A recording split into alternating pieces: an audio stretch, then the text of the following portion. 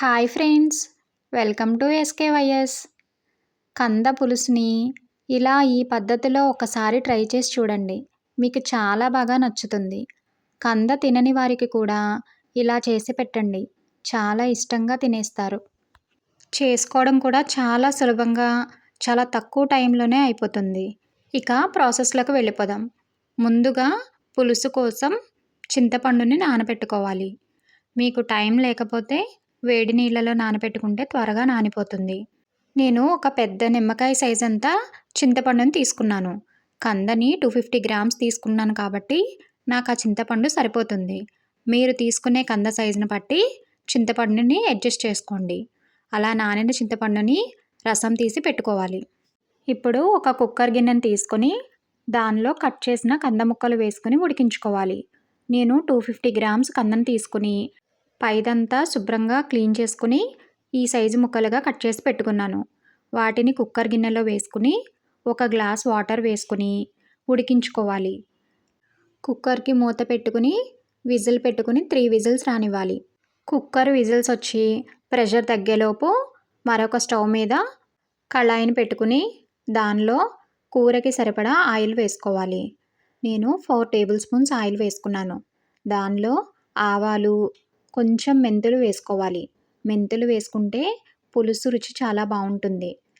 ఆవాలు చిటపటలాడి మెంతులు ఎర్రగా వేగేంత వరకు వేయించుకోవాలి. మెంతులు ఎర్రగా వేగకపోతే చేదు వస్తుంది కాబట్టి ఎర్రగా వేయించుకోవాలి. దానిలో ఒక ఎండుమిర్చిని తుంచి వేసుకొని కొంచెం వేగిన తర్వాత ఒక ఉల్లిపాయని చిన్న చిన్న ముక్కలుగా కట్ చేసుకుని వాటిని కూడా దానిలో వేసుకుని దానిలోని పచ్చిమిర్చి ముక్కలు అలాగే కొంచెం కరివేపాకు కూడా వేసుకుని వేయించుకోవాలి. ఉల్లిపాయ ముక్కలు మెత్తగా అయ్యి కొంచెం రంగు మారేంత వరకు వేయించుకోవాలి. అవి వేగేలోపు కుక్కర్లో ఉడికించిన కంద ముక్కలను చూసుకోవాలి. కుక్కర్ మూత తీసి కంద ముక్కలు ఉడికాయో లేదో చూసుకుంటే చాలా మెత్తగా ఉడికాయి. అలా ఉడికించుకున్న కంద ముక్కల్ని గరిటెతోనే కొంచెంగా మ్యాష్ చేసుకోవాలి. మరీ మెత్తగా కాకుండా మరీ ముక్కలుగా కాకుండా కొంచెం కచ్చాపచ్చాగా మ్యాష్ చేసుకోవాలి. అలా మ్యాష్ చేసుకోవడం వలన గ్రేవీ చాలా చిక్కగా టేస్టీగా ఉంటుంది. అలా మ్యాష్ చేసుకున్న కంద మిశ్రమాన్ని పక్కన పెట్టుకుని ఉల్లిపాయ ముక్కలు వేగాయో లేదో చూసుకోవాలి. ఉల్లిపాయ ముక్కలు బాగా వేగిపోయాయి. ఇప్పుడు దానిలో 1/2 టీ స్పూన్ పసుపు, తగినంత సాల్ట్, తగినంత కారం వేసుకోవాలి. సాల్ట్, కారం ఎవరి టేస్ట్కి తగ్గట్టుగా వారు వేసుకోవచ్చు. ఆ పసుపు, ఉప్పు, కారం అంతా ఉల్లిపాయ ముక్కల్లో బాగా కలుపుకొని 2 నిమిషాలు వేయించుకోవాలి. ఇలా వేయించుకుంటే కూర చాలా టేస్టీగా, చాలా ఫ్లేవరబుల్గా ఉంటుంది. అలా 2 నిమిషాలు వేయించుకున్న తర్వాత దానిలో ముందుగా తీసుకున్న చింతపండు రసాన్ని వేసుకోవాలి. ఆ చింతపండు రసాన్ని కూడా వేసుకున్న తర్వాత ఒక్కసారి బాగా కలిపి మూత పెట్టుకుని ఉడికించుకోవాలి. ఆ చింతపండు రసం అంతా మరిగేంత వరకు ఉడికించాలి. చింతపండు రసం మరుగుతున్నప్పుడు ఒకసారి కలిపి ముందుగా మ్యాష్ చేసి పక్కన పెట్టుకున్న కంద మిశ్రమాన్ని వేసుకోవాలి. కుక్కర్లో కందని ఉడికించిన తర్వాత మిగిలిన వాటర్లోనే ఆ కందని మ్యాష్ చేసుకోవాలి.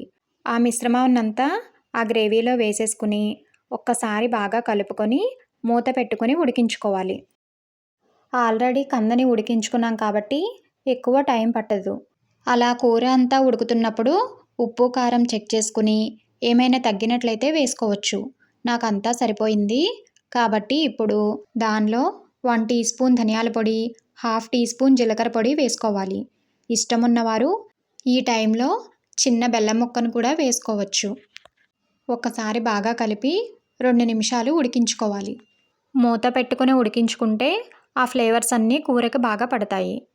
2 నిమిషాల తర్వాత మూత తీసుకుని ఒక్కసారి కలిపి గ్రేవీ కన్సిస్టెన్సీ మీకు ఎలా సరిపోతుందో అలా దించేసుకుంటే చాలా రుచికరంగా ఉండే కంద పులుసు రెడీ అయిపోతుంది.